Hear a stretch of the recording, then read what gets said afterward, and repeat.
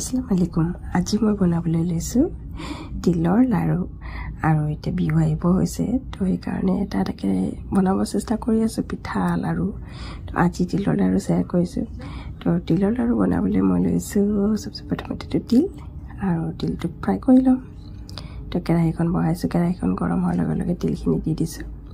আৰু ইয়াক এতিয়া চামুচেৰে লৰাই পেলে ধুনীয়াকৈ ফ্ৰাই কৰি লম তিলখিনি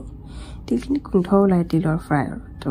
গোন্ধটো ওলালে মানে তিল ফ্ৰাই হৈ যায় আৰু তো এনেকৈ মই তিলটো ফ্ৰাই কৰি ললো আৰু এতিয়া তিলখিনি প্লেট এখনত নমাই দিছো ঠাণ্ডা হ'ব কাৰণে আৰু কেৰাহীখন বহাই তাত দিছো ঘিউ 1 চামুচ আৰু ইয়াত ঘিউটো গুট মাৰি আছে যেহেতু তো ঘিউটো গৰম হোৱাৰ লগে লগে ইয়াতে দি দিছো গুড়খিনি যিমানখিনি মোৰ তিল সেই পৰিমাণৰ মই গুড়খিনি লৈছো তো গুড়খিনিতে দি দিছো গুড়টো এটা চামুচেৰে কাটি দিছো যাতে তাতে মেল্ট হৈ যায় সোনকালে তো এনেকৈ চামুচেৰে লৰাই আছো তো লৰাই ইয়াক মিক্স কৰি লম এতিয়া এইটো যেতিয়া একদম মিক্স হৈ যাব তেতিয়া মই তিলখিনি ইয়াত ঢালি দিম আপুনি চেনিৰেও বনাব পাৰে চেনিৰেও বনাই এইটো তিলৰ লাৰু মই আজি বগা তিলৰ লাৰু বনাইছো তো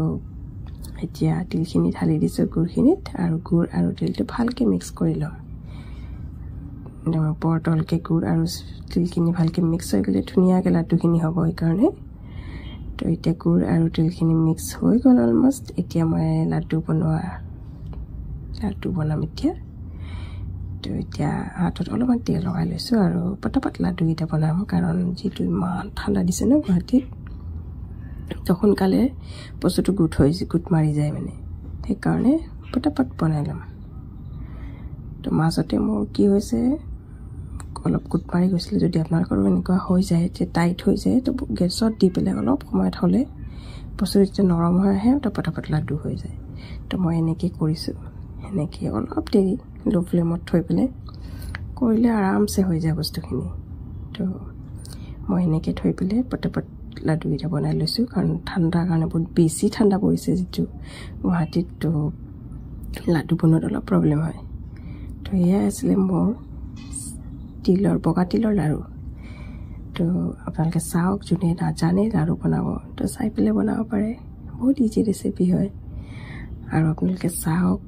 ভাল লাগিলে লাইক শ্বেয়াৰ ছাবস্ক্ৰাইব কৰক আৰু মোৰ চেনেলটো যিহেতু নতুন হয় বেছি দিন হোৱা নাই ছাপোৰ্ট কৰক মোৰ চেনেলটো আৰু এতিয়া বিহু চলি আছে তো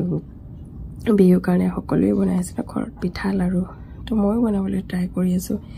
এটাকে সকলো ৰেচিপি দিম কাৰণ একেদিনাই গোটেইখিনি দিয়া পচিবল নহয় তো লাহে লাহে দিম তো এতিয়ালৈ নেক্সট ভিডিঅ'ত লগ